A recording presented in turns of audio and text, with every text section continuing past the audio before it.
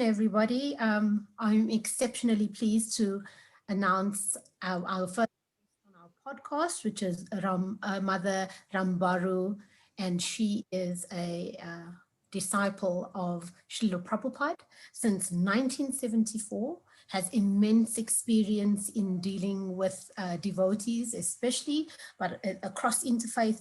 She was an interfaith chaplain, a clinical pastoral educator, which she does to this day, training others how to take care of those in distress. She's the certified professional in her field in regards to counseling. She has a bachelor's degree in religious studies, a master's of divinity degree. She has a master's degree in patient counseling. She's a board certified from the Association for Clinical Pastoral Educationists, and she serves as a resident council chaplain at Virginia Commonwealth University. She was the director of the St. Camillus Center for Spiritual Care and is now just doing amazing things with a Karuna Care a program that she's running, and is able to connect with all kinds of people and assist us across the world. And for this, we are so grateful. Hare Krishna and welcome, Mother Rambhoru, Dasi. If we here in South Africa, we have Garisha, who is currently studying her master's in psychology. Myself, Gurangi Dasi. I've only got my honors, but I have been counseling for more than 20 years. But different models and different people produce different results. So we are looking to you to assist us in going forward. We have established the Women's Collective for South Africa. We are trying to support women, and we are terribly under-resourced. One of the things we'd like to offer is more mental health care without the stigma attached. Can you advise us regarding some of the resources that you have that we can immediately offer to devotees in South Africa right now? Casually. The most important thing I've found, in terms of mental health, is to have a sense of belonging and connection with other people, because after all, we are social beings. And working as a chaplain, a director in Los Angeles, we have been working closely with the Department of Mental Health. And what they discovered after 20 years of working with people is that the real root cause of mental illness is isolation and loneliness. And the way back for healing for most people is just to find connection, meaningful connection in caring relationships. So they have reached out to all the churches and mosques and temples and all the different religions and say, you all have this missing piece. They realize also that what takes them 20 years to do, religious practitioners can do in 2 weeks, and that is give a person a spiritual awakening. So this component we have with, being able to give people a solution to awaken their heart and connect to God, and also Sangha, having relationship. So what I have started, you all could either invite people to come to my group to learn and to get started. I have 2 resilience groups every week that meet. And it's just a drop-in online confidential space. I do ask people to register, so we have their names and contact information in case we have to cancel or get sick. One is on Sundays. This is all New York time, East Coast America, 11 to 12:30. And then Tuesday mornings from 8 a.m. to 9:30 a.m. That's also East Coast New York time. And that facilitates Europe as well as India. I have Mayapur students today. People come today. And it's different. It's growing. People come for a while. Maybe they get what they need. But what I notice is most people come and stay. They keep coming because you make friends in different countries. And people like the idea of being able to open their heart to people they don't know. Because people are shy. I don't want you to know that about me. So it's nice to be able to share with people you don't know yet. Yeah. So those are 2 things. Yeah. So the resilience groups that you're running, how can we contact him? Is that the karunacare.iscon.org? Yes. If you go to that website, and go to the resources button. Then it'll drop down those groups. I also have a divorce grief support group. We started as a limited group because typically we're going through a process. We're going through a divorce grief process, but we've made it open for people to drop in, So we have a book. If people want to become part of that, they need to register again. And then there's a book where we're working with, reading through and reflecting on and journal questions. And then we come together every 2 weeks. That's only twice a month for an hour and a half. And, people who have experienced loss in divorce, the spouse has left or died even, being a single woman is an issue, and all the pieces to that. So you can sign up for that. And I also have, and I don't think we've yet put it on the website, Thursday mornings, 7 to 8:30 New York time. No, it's actually 7 to 8. It's just 1 hour. It's an open stream discussion. And we just take a verse and a purport. We turn singing different women, to practice, because women, if they were invited to give a Bhagavatam class, generally they wouldn't because they never did it and they don't know how. So everybody takes a turn. We practice. We sing a little Jaya Radha Madhava, Sanskrit, and then the purport.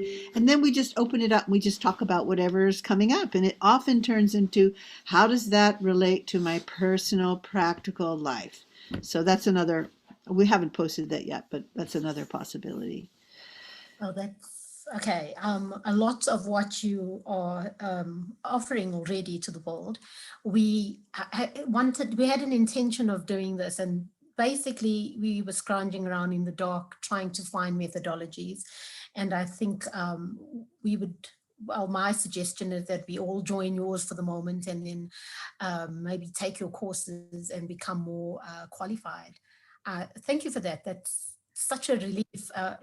It's a great blessing to have that immediately available. Just drop in and you'll see how it goes. It's real simple. The resilience group are really reproducible. Anybody can do them.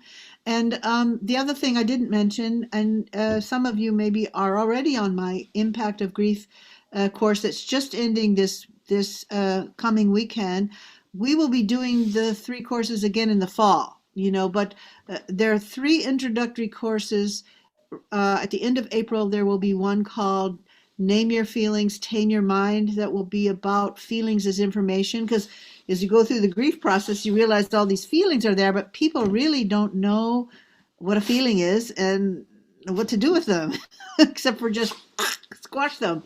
And then at the end of July, we will be offering addiction, trauma, and grief, complicated grief. So those 3 are sort of the introduction for people who really want to go deeper in training. I decided to cast my net wide this year rather than just focus on a couple of people who wanted to become Karuna Care coaches or companions. So that's another possibility. Absolutely. That's I will be if there's a space to me and I'm found worthy, I'd really like to join that. I did hear the introductory conversation that you had, and what you have to offer sounds absolutely appealing to me completely. So Garisha and I were discussing, well, in half an hour, what do we cover? So I just want to use this opportunity to get as much out of you that I can. So the basics of how to contact you and your organization and find out what's actually going on and connect with it, we've established that. Now, just in terms of, I have a question that I'm struggling with. So if you don't mind me being selfish, in terms of compassion and empathy for others that are suffering during COVID, and the fear and the kind of limited resources and time and interest that I have in assisting others, how do we balance that? I need to take care of me, and I need to take care of those close to me. But when somebody approaches you in dire, I don't know how to balance my selfishness for my own needs and the giving on another level. My problem was I do one-on-one counseling or family counseling and that kind of thing, but I got burnt out. I got burnt out where I just didn't want to hear someone whine about their issues. They just need to get over it and chant Hare Krishna. That's not practical, nor is it am I speaking to the person at their level? Just some general guidance for those of us who are seeking assistance from therapy and those of us who are offering some assistance in our small capacities. Okay, well, How, yeah, it's a good hot topic. So the real reason for burnout in the helping profession, whether it's counseling or even nursing or any of those things where we're offering ourselves in a sacrificial way, is self-care. I can't emphasize that enough. And if we don't take care of ourselves first, just like on the airplane, if you don't put your own oxygen mask on first, you will not be able to have the breath to help others. So it requires really good boundaries. They go together, you know. So self-care, that means nourishing your spirit, actually nourishing yourself in 5 ways. Your spiritual life, obviously, you know, chanting in the morning, quality rounds, reading, social nourishment, which means having relationships, having time for relationships, whether it's family and friends. Cognitively, as we said, putting things in our mind that are uplifting and nourishing, Srimad Bhagavatam, Bhagavad Gita. Socially, physically, that's one thing.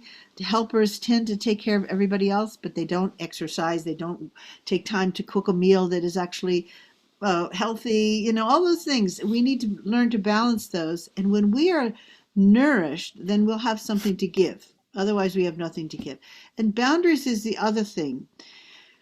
You know, to decide what your limits are, which is a real important human awareness, that knowing that I need X amount of sleep, I need a certain amount of time every day to chant, read, whatever, and just make your hours. Okay, these are times I'm available, and these are times I'm just not available. For example, I'm living with my 92-year-old mother, and I cook for her every day, and it can't change. I can't change around. You're dealing with someone who needs a regulated schedule, so I don't ever book anything between 4:30 and 6:30 because that's the time I cook and clean up and eat and spend time with her. And then I also know, because I'm living with someone, I'm not living in a temple. I need my space to do my chanting, and she doesn't wake up till 6 a.m. So I'm up at 2, 3, 12, any time, but I know I can't make any noise till 6 a.m., like doing Zoom calls and whatever. So I have to craft my life around that, knowing that what I need. Sometimes I go outside because of the noise level up there, walk around, chant, do whatever. So I don't schedule any calls generally before 7 o'clock, 6, 7 o'clock. You know, just make sure that's a boundary. And I know I have to go to bed. After 8 o'clock, I'm done. I don't answer the phone. I don't look at my emails, you know. And so the boundaries are really, really helpful for you not to harm people. Because if you don't take care of your boundaries and your self-care, you're going to be fried or burnt out. And then what happens? You start saying things you don't mean to people that actually hurt their feelings. And so if you're going to try to help, you better not be trying harming on the other side. Do you know what I'm saying? unfortunately, I do. And a rule of thumb, if you start to notice, if I'm helping you, I'm getting hurt in the process, I need a boundary. If you notice yourself giving and giving and giving, and now inside feeling resentment and hostile and judgmental, you know you need to unplug, take care of yourself, and regroup and decide, I can't do that much. It's too much for me. And just create a boundary around it. Say I'm available from noon to 4:30 or 11 to 4:30 or whatever it is. Mm. And one more question before I hand over to Grisha for her questions. In this age, like right now, we are really dealing with a lot of fear. There's a lot of fear around a pandemic that they've exaggerated and underreported and overreported and, you know, just distorted. The shutdown, loss of jobs, etc. All these fears that we are dealing with and having to deal with. The people that I'm speaking to, they do one of two things. They overindulge in media and they overinformed, you know, generating more fear, or they completely escape and they don't want to hear anything about it. I I had some ideas about how to balance it, but because I'm not doing that, I'm thinking, then my advice or my suggestions for options on how to cope is empty and it's a lie, because I cannot touch people when I don't believe what I'm saying. So it sounds good, but how do we genuinely, as spiritual practitioners, my rounds don't help the fear, so for 2 hours you kind of holding it at bay, and then you got to confront it again. So I know I'm not dealing with it healthily. How do we cope with the fear factor that is being introduced into our lives in such a blatant way? Well, obviously, it's going to be different for everybody. What helps them and what level of fear they have. Are they afraid of losing their lives? Are they afraid of getting COVID? Are they afraid of losing their finances? What is the fear? And of course, it can be linked to anticipatory grief and loss. If you've had already a series of losses in your life and you know what that feels like, then you have a memory of the pain of loss, which makes the fear, and panic and all of that stuff. For me, I can only say that when I am afraid and my mind starts to make me more fearful, or I start to be influenced by all of the TV and media or whatever it is, that means I've lost touch with my true self. And my true self is a eternalized living being that's filled with joy. That's who we are, Sat, Chit, Ananda. That's what we understand from our books, our Srimad Bhagavatam and Bhagavad Gita, that who I really am, my authentic self, is a wise person. I'm eternally joyful, and all information is inside of me. And I also know that Krishna is there inside of me too. He's present in all things. So he's present in this COVID experience as well. And he's just a prayer away. So there's no other shelter, and death is a real thing. We are all going to die any moment, COVID or not. Mare Krishna Rake Ke Rake Krishna Mare Ke. We know that. And most of society is trying to forget that because it's not a very pleasant thought. Most of us are not preparing, and they're not ready when even they think they're preparing. And so it's just a question of being humble and honest, sinking down. We're talking about this in our grief course, about surrender to the reality of the now. Okay, these are factors. I'm still alive. I have food to be. And Krishna's there. Let me pray to him for guidance and comfort. And of course, chanting Hare Krishna is the big one. That's where we feel that safety and security. And it may be not the COVID that's causing us as much fear as our lack of chastity to our spiritual practice. That may be what is really the problem, is that our life errors. If we're Vatic, if you're into Ayurveda, you got this Vatic thing and the mind, and we know the mode of passion. When we're under the influence of the mode of passion, the symptom of that is we don't know what should be done and we don't know what should not be done. That's right there in the Bhagavad Gita. So as women, we can get really under the modes of passion and ignorance. That's kind of what we're good at, because even symbolically in the Bhagavatam, women are like the mind. Children are like the senses, right? Oh yeah, yeah. Okay, so return to the truth. Okay. I have so many questions. Giri, would you like to Yes, I'm expand gonna jump in. Okay, jump in. something more substantial? Well, very much related to everything you guys have been speaking about already. You mentioned three things that caught my attention when you were speaking to Gorangi. Isolation, fear, and strange enough, the whole divorce aspect, because it's not very talked about as well in ISKCON. So if I have to start with the whole concept of isolation and grief, and bring it into relation with suicide, which is something that is very relative. It's something that's very prevalent now as well amongst the youth.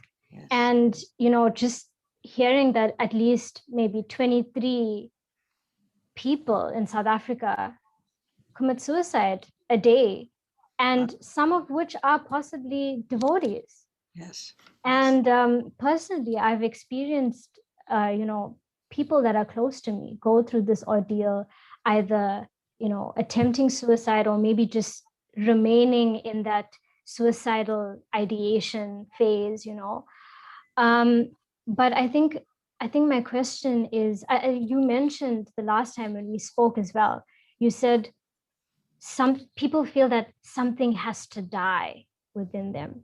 And I'd like you to like elaborate on what you mean by that. Something has to die. Okay. In relationship to suicide. Yeah. And suicidal thoughts are often related to complicated grief, anticipatory loss, isolation, certainly. It can also, we've had 3 suicides in ISKCON here that I'm aware of in the last 6 months. And they've all been people in their 30s, young people. And each one of them also had some kind of mental illness, like either schizophrenia or bipolar, and wouldn't take medication. They just didn't take medication, and that threw them over the edge. But very isolated. Nobody knew it. They never talked about it. And their strategy for coping in the Vaishnava community was, I just don't let people get close to me, because if they knew that about me, they wouldn't like me and they would reject me. So trying to hold that together secretly, and then the behavior kind of manifests in a weird awkwardness, then everybody really does afraid of you, and they move away because they see this person's just sort of unconventional. But truth be told, when you're getting this suicidal ideations, it's number one, it could be a call for help. I need help. I need to reach out. I don't know who to reach out because I don't know who I trust.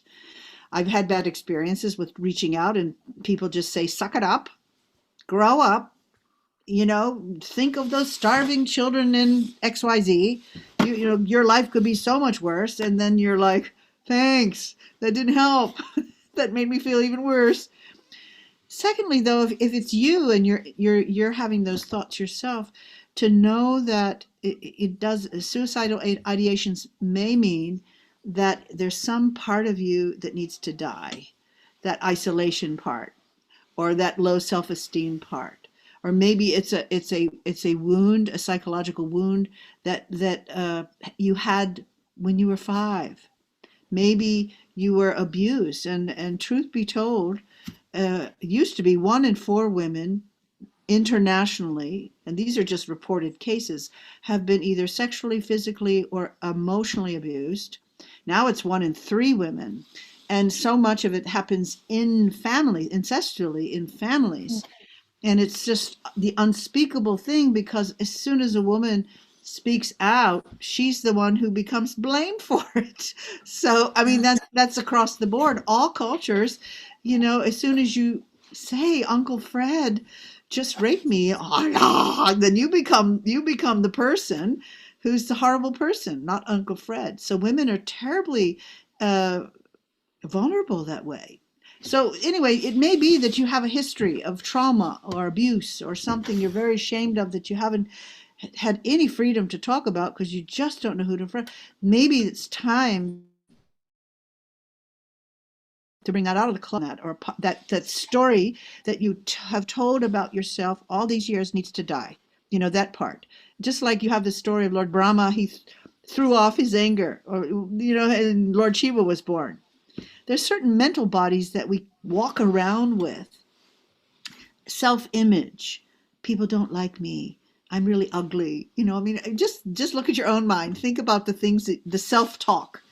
Oh, I'm not good enough. I'm so embarrassed. Women are terribly self-conscious, and we, according to Srila Prabhupada, women tend to have an inferiority complex. That's kind of our natural. We always feel we're not good enough. And men, on the other hand, tend to have a superiority complex. They think they're greater than they probably are. That's sort of, now you put them together and it's kind of a match, or a yin-yang kind of a match. But women need to know, and we talked about this in South America Saturday, because it's mostly women too, and they're all coming to the impact of grief. And we talked about this 1 in 3 women, and how, women reach to men a woman is seeking a man to complete her, because she's thinking, I don't have this objective that balance. I'm an emotional person. Women are naturally emotional and relational, and we've been created that way for nurturing children. I mean, that's just kind of biological. And so we reach to the opposite sex to finish us or to complete us. And men do the same thing.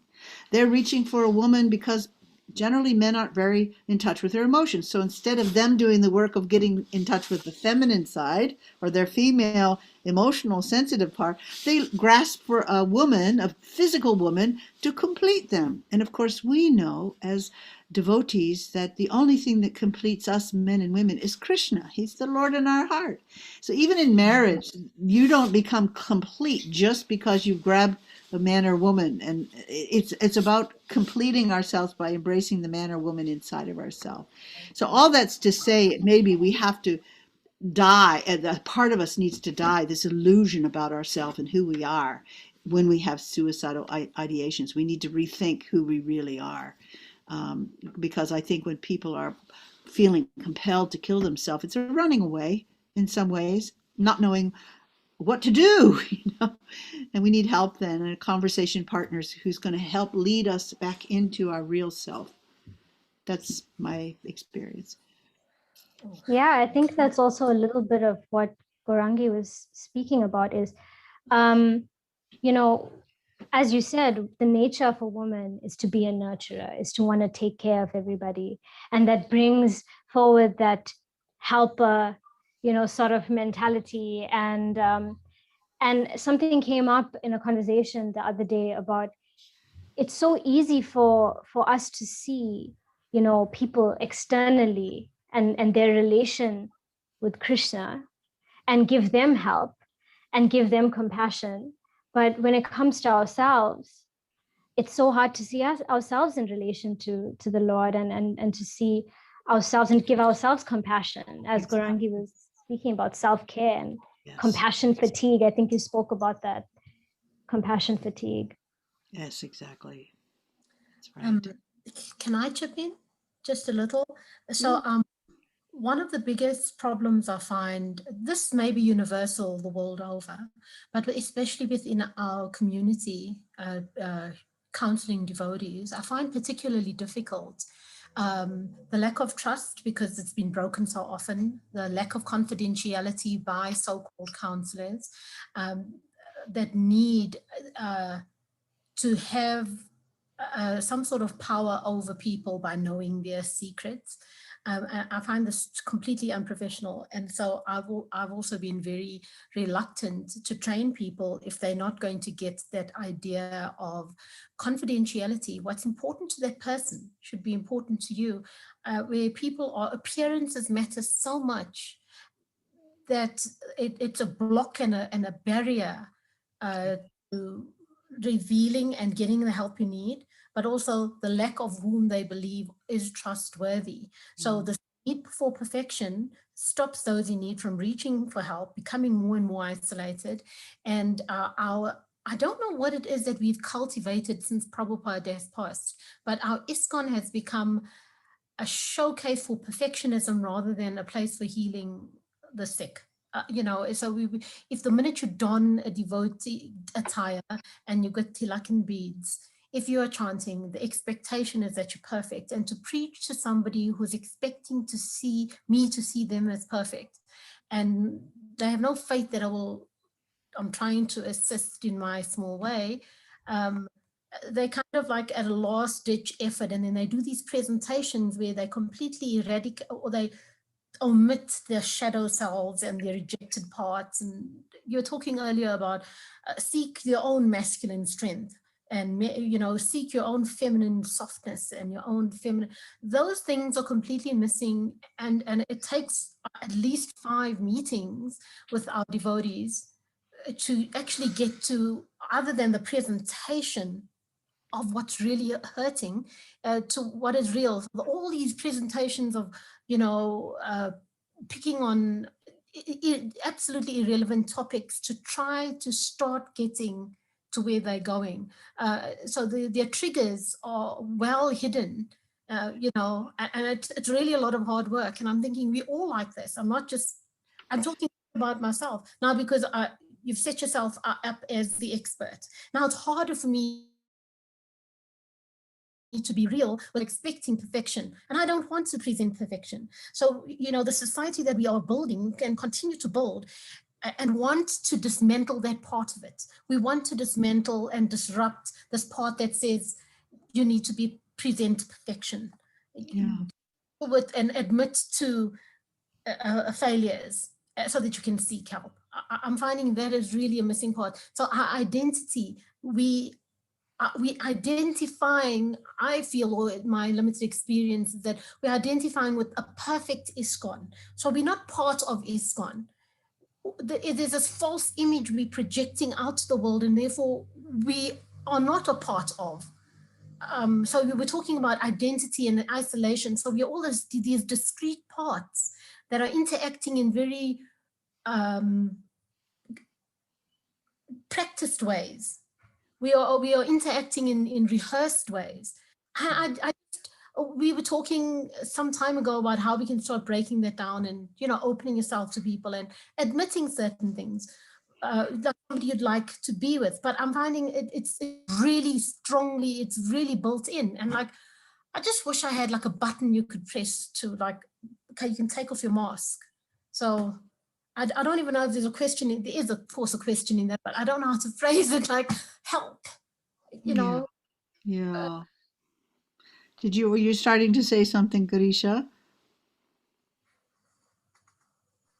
No, not really. But I think Gorangi and I were speaking about this a little while back. Is that if people do come with the information that I've been abused, I'm experiencing a loss of enjoyment, and I'm going through so much of grief, or like, who do they tell? Where is that information going? I remember Gorangi asking me that, like, where would that information go? And who is actually going to take it up and actually help this person as well within ISKCON? And are these people even qualified to hear that in the first place? I think what Gorangi means is there's an initial fear. Nobody's going to speak up anyway. And I think Mother Rambhoru, you were speaking about this in our last conversation about the toxic interpersonal relationships. And I think it comes from that, is that we just, we all have these toxic relationships with each other. They're not authentic. And there's this whole fear around everything, around speaking, around, revealing yourself and asking for help. Yes. Yeah. Well, a couple of things that might be helpful. One thing is to realize that everybody in this material world turned their back on Krishna. We all are here in the yellow submarine, so nobody's better than each other. We're all envious of Krishna. You can pretend to be anything you want, but we all know, and Krishna knows, you turned your back on Krishna. So you simultaneously are attracted and envious of Krishna at the same time. So you might as well be a little humble about yourself, because Krishna knows, and we know, no matter what a good actor you are, we know the truth. And so, and I know the truth about myself also. And when you talk about perfection in devotional life, it doesn't mean to do things externally perfect. Perfectionism is actually a pathology.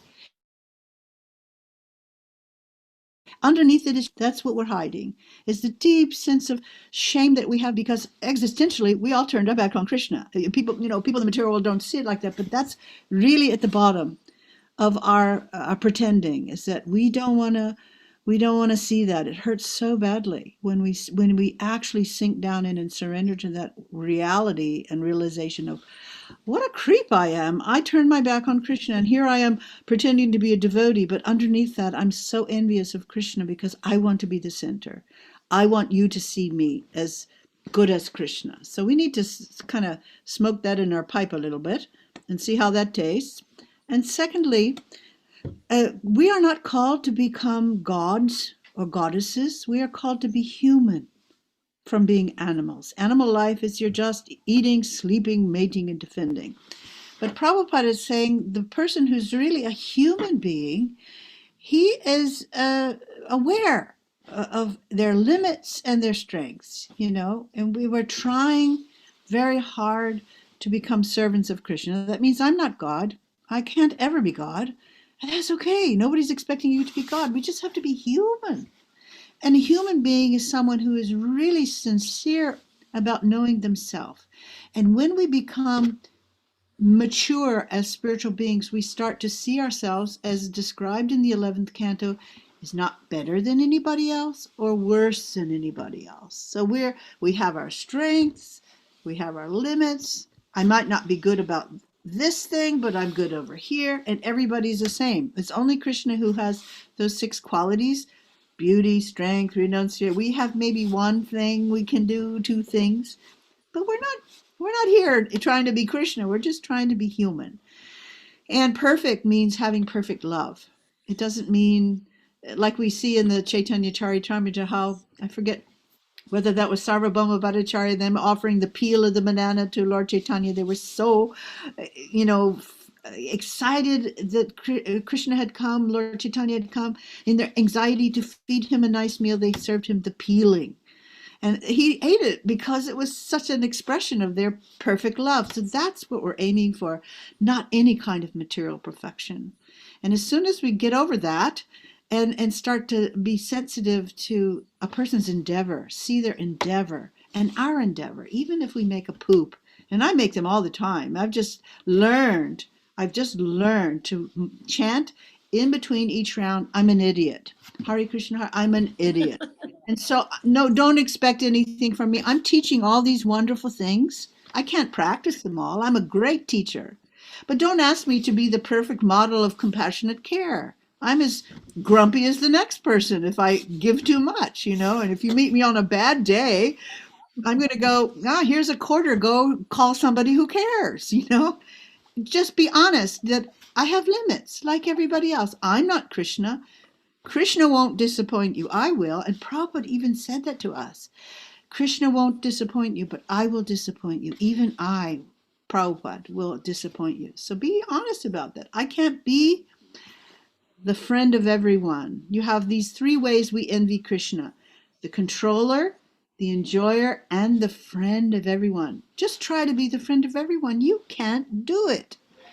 Not possible, but we can help people get connected to the friend who will never leave them, who can always be there, even when you're not picking up the phone. If they can pick up the phone with Krishna, he will be there even in death. That's our real compassion, is helping people find and awaken that relationship that never goes away. That's real love. So that's just a few things I've learned. Yeah, I'm an idiot. Lovely. A reminder of being humble, and put aside our presentations and our masks. Quite hard to do when we've habituated to it, We are. especially COVID. Yeah, it's hard.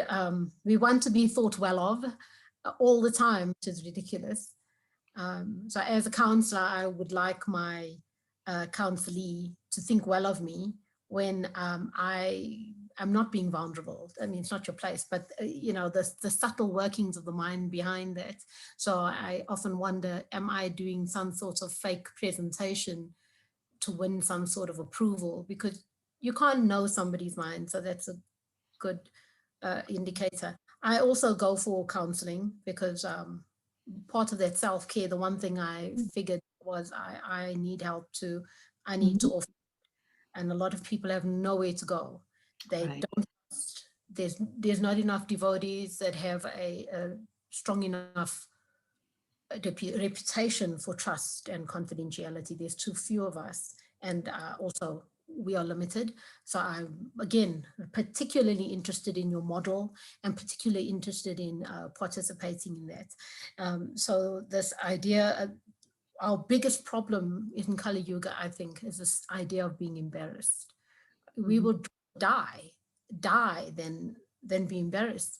A woman was a swimmer, a champion. She won many medals, and I was counseling her, and she nearly died because she refused. She used to swim along the shore, and she got caught in a riptide or something, and she was passing these fishermen that she sees very regularly, and instead of calling out for help, because she saw herself as being a strong champion swimmer, and she didn't call out for help because she was going to be embarrassed. That's how we are in every situation, I think. And it stops us from really connecting. And I wonder to what extent, I mean, if we can't be real with each other who are so flawed, we can't be real with Krishna. If the level at which we are filled with quarrel and hypocrisy, I just wonder how, like, we have a process and we're following it mechanically a lot of the time. Not everybody, but I know for myself, sometimes those rounds are just duty. They're just duty. Like, I got to get them done. I'm so busy. My material condition is this, and I got to get them done. And that weakens me, I find. Yeah, anyway, that was my comment. I'm sorry for rambling. Grisha, would you like to add anything else on this? Yeah. It's like we have been kind of groomed to kind of think that of ourselves, I guess, and put ourselves in that position where we always feel the need to be valued and accepted and wanted and needed as well, and then we start to, I guess, hone that victim mentality where we tell ourselves that we're not enough. And yeah, I think Mother Rambhoru had a nice, you were speaking about the drama triangle, and maybe you'd like to explain a little bit about that, the victim, the helper, or the hero, and the damsel in distress. Well, yeah, and if people are interested to get this book called The Empowerment Dynamic, I would encourage to pick it up somewhere. Every devotee who's read it said, "Oh my God, that is just a bit changed my life." It's by David Emerald, and in a response to a concept called the dreaded drama triangle. It's all over. You can YouTube it and get a little video clips of it. But the dreaded drama triangle is the conditioned soul basically interacting with other conditioned souls. It's kind of our drama that I'm the victim and this thing or this, maybe it could be an illness, it could be my job, it could be another person is my persecutor. And if it weren't for them, I would be perfect, pure, and amazing. But it's because of that thing or that person I'm the victim of that. And then then we change roles. Then you have the rescuer. The rescuer will see the victim. Oh, there, you poor dear. Let me save you. And that's many of us when we're the helping. We put our helping cap on, and now we're going to tell you this is what you need to do to fix yourself. And if you would just do it to fix, you will be saved forever, And that's also a very egoic, self-righteous kind of a take.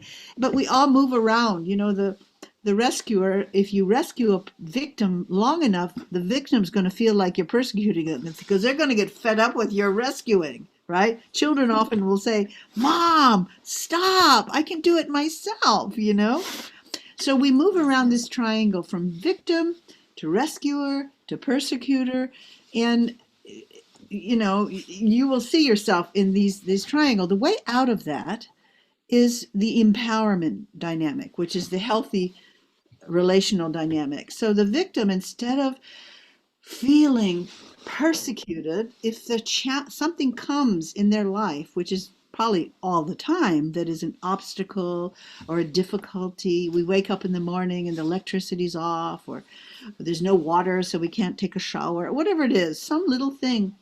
Instead of going, and all the toxic stuff comes out of our mouth and our minds because, after all, life isn't going the way I want, we think, this is a challenge. Krishna's now given me a challenge. Let me rise to the challenge and be creative. Instead of being a victim, let me be creative. Okay, so how might I creatively respond to this challenge that's no longer a persecutor? It's just a challenge. Just like if you go to school, the professor will give you so many tests, questions, and you have to figure it out, and you get a good grade. So life is an education universe. The whole world is created for us to learn and make our way back to Godhead. So these are challenges that will help us grow if we just rise to them and see them for what they are and master them skillfully. That's what we're trying to do, is relate or respond to life skillfully in Krishna consciousness. And so the persecutor, instead of being the persecutor, he becomes the challenger, and the rescuer, instead of feeling like I'm the friend of everybody and I know the solution to everybody's problem, let me coach them, because I know that person has inside of them the Supreme Personality of Godhead as Super Soul. All resources are inside of them, because after all, they are eternal wisdom and joy. All their happiness is right there. All the answers to their questions are right there. Instead of me telling them, let me empower and inspire them to take shelter of the wisdom that's inside of them, because they're in their world. I'm not in their world, and I also have a different karmic chain, and I have a unique relationship with Krishna, and I have no idea truly how to help other people. They can help themselves if they have a conversation partner who will give them the confidence to really look inside themselves and tease out, okay, what are my options? What can I do to move forward? And to blow sugar on them to help them feel confident to trust themselves. Because Krishna's there. So that's kind of the way forward to a healthy, and in this way, you're not, how do you say, enmeshed or entangled in someone else's life that you really have no business in. That's their learning journey. You can't do it for somebody else. You can't chant somebody else's rounds. You can't do their karma for them. That's a But boo-boo.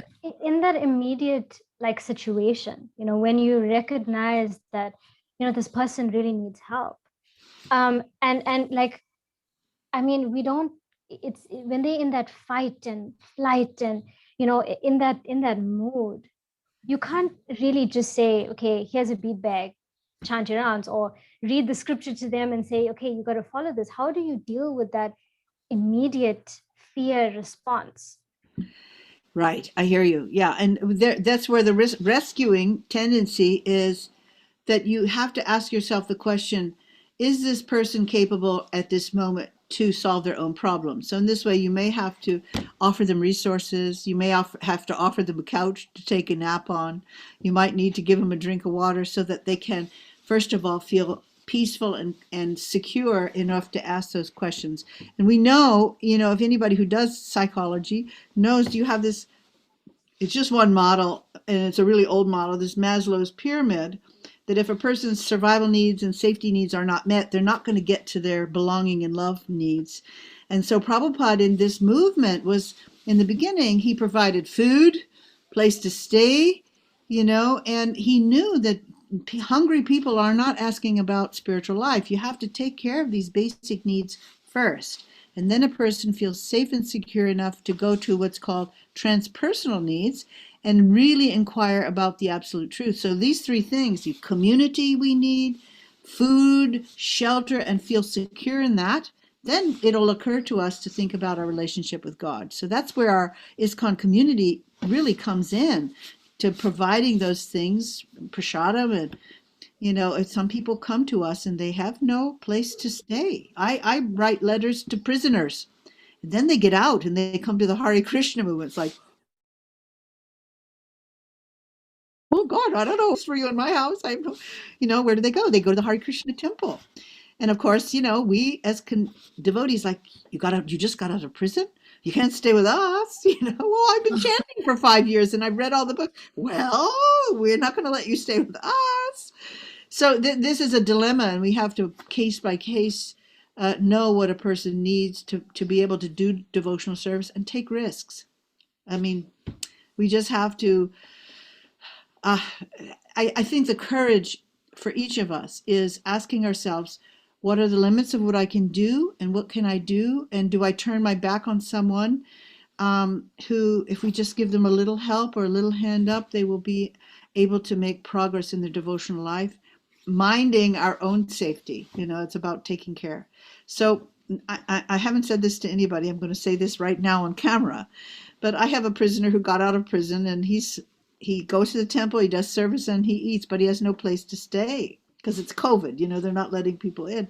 So he camps out in front of somebody's house. He sleeps in their bushes or whatever. They've given him because they have good weather in San Diego. But he's been in prison for 5 years. How do you start? Nobody wants to hire a prisoner.